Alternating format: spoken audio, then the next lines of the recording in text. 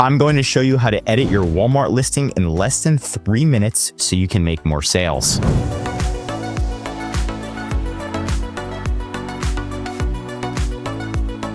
Don't believe me? Check out the sales of one of our clients. In the past 14 days, they made $13,000, right? So Walmart is a platform. And then the first step you want to do is make sure that you are converted to WFS. So see how this says seller fulfilled?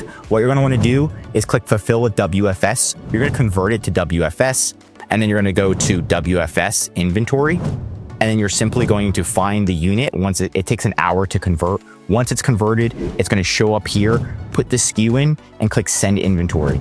Then you're going to send it from your house into Walmart WFS. This is going to increase your sales by 2x, maybe even more. So this is going to be step number 1.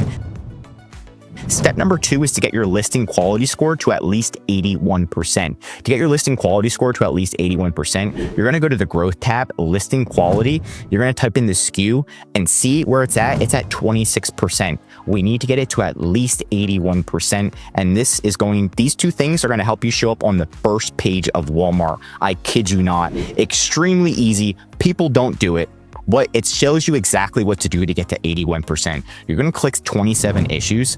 And it's going to show us exactly like our score, our item title, it's already at 97%.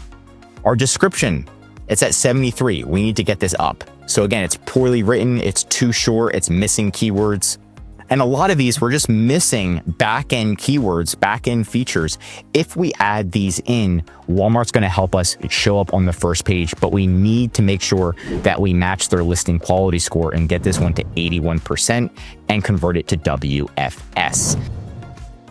Last but not least is going to be reviews. To get reviews on Walmart, you can go to the growth tab, review accelerator, and then enroll your product here to help you get reviews. If you can't get any reviews or it's not showing up, what you can do is have a friend purchase the product, wait a few weeks, and then leave a review. Right now on Walmart, I've never seen anybody get in trouble for having a friend purchase the product, right? So just keep that in mind. As of right now, it's not like Amazon, you won't get in trouble. But these are the 3 things within 3 minutes to increase your sales on Walmart. And yes, I can't guarantee anything, but for all of our clients, this has been working so well and increasing their sales. You can run ads if you want on Walmart, but you don't have to because there's almost no competitors as of right now.